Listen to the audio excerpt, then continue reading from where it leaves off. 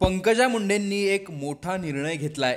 हा निर्णय घेतल्यानंतर त्यांनी कार्यकर्त्यांना देखील एक आवाहन केलंय आणि या निर्णयाची फार चर्चासुद्धा होतीये। पंकजा मुंडे या लवकरच काहीतरी वेगळं करणार आहेत। त्यांचा हा निर्णय काय आहे आणि त्या वेगळं काय करणार आहेत ते आपण या व्हिडिओत पाहणार आहोत।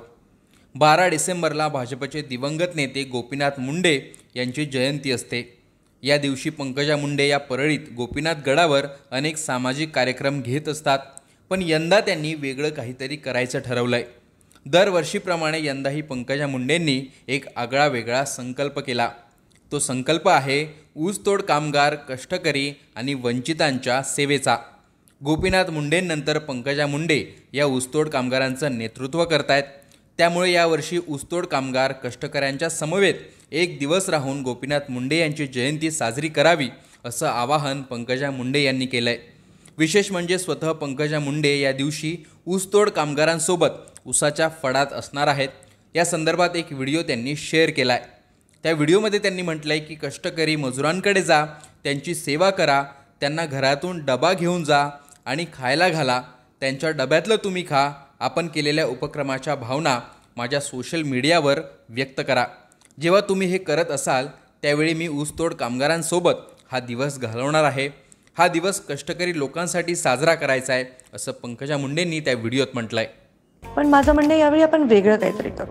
तुमच्या आजूबाजूला असणाऱ्या कष्टकरी लोकांकडे जा, कष्ट करणाऱ्या मजुरांना सेवा करा, त्यांच्यासोबत सहभागी व्हा, स्वतःच्या घरातून डब्बा करून त्यांना घेऊन जा, त्यांच्या डब्यातलं तुम्ही खा, आपल्या डब्यातलं त्यांना खायला द्या। बघा किती आनंद मिळतो।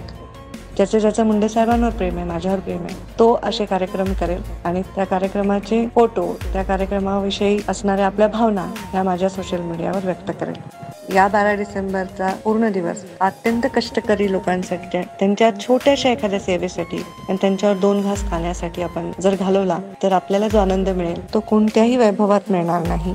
जेव्हा तुम्ही हे सर्व सेवा कार्य करत असाल तेव्हा मी देखील त्याच वेळी ऊसाच्या फळामध्ये ऊसतोड कामगारांच्या समवेत तो दिवस घालवत असेल। या सर्व अनुभवातून आपल्याला लक्षात येईल की हाच खरा आनंद, हाच खरा अंत्योदय।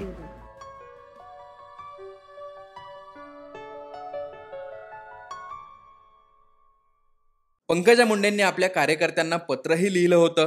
ते पत्रही त्यांनी आपल्या आवाजात वाचून दाखवलंय। 12 डिसेंबर, 3 जून आणि दसरा हे 3 दिवस आपला वंचितांचा मेळा न चुकता अधिक आणि अधिक शक्तीने होतो। याचं संपूर्ण श्रेय तुम्हाला निस्सीम प्रेम करणाऱ्यांनाच जातं। तुमच्या एवढं सच्च आणि अनोखं नातं माझ्या जीवनात कोणतंही नाही। प्रत्येक वर्षी अनेक सामाजिक उपक्रम आपण घेतो। सामुदायिक विवाह सोहळा, महाआरोग्य शिबिर, अपंगांची आणि दिव्यांगांची सेवा, त्यांना साहित्य वाटप, रक्तदान शिबिर, कोविड सेंटर, कोविडमध्ये लोकांना राशन पुरवणं, घरोघरी डबा देणं, अतिवृष्टी झालेल्या लोकांना दिलासा देण्यासाठी मदत फेरी करणं, असे अनेक कार्यक्रम आपण केले। खूप आशीर्वाद कमावले। कोणत्याही नात्याविना इतकं प्रेम कसं केलं तुम्ही साहेबांच्यावर आणि त्यांच्याही पेक्षा काकांभर जास्त माझ्यावर। तुम्ही माझे गुरु, तुम्ही माझी माऊली, तुम्ही माझी सावली, असं आपलं नातं आहे। कधी तुम्ही माझी माऊली होता तर कधी मी तुमची माऊली होते। 12 डिसेंबरला दरवर्षी आपण एक संकल्प घेतो। याही 12 डिसेंबरला एक संकल्प घ्यावा असं म्हणते। संकल्प करूया सेवेचा। आपणही 12 डिसेंबरला यालच, साहेबांच्या समाधीचं दर्शन घ्याल, विविध कार्यक्रम घ्याल। 12 डिसेंबरला पंकजा मुंडेंनी जो संकल्प हाती घेतला त्या संकल्पाबाबत तुमच्या काही प्रतिक्रिया असतील त्या कमेंट बॉक्समध्ये नक्की लिहा। राजकीय बातम्या आणि घडामोडींसाठी लोकमतचं यूट्यूब चॅनल सबस्क्राईब करा। तुमचं मत लिहून हा व्हिडिओ नक्की शेअर करा। फेसबुकवर हा व्हिडिओ पाहत असाल तर लोकमतच्या फेसबुक पेजला फॉलो करा, लाईक करा, हा व्हिडिओ नक्की शेअर करा। व्हिडिओ पाहिल्याबद्दल धन्यवाद।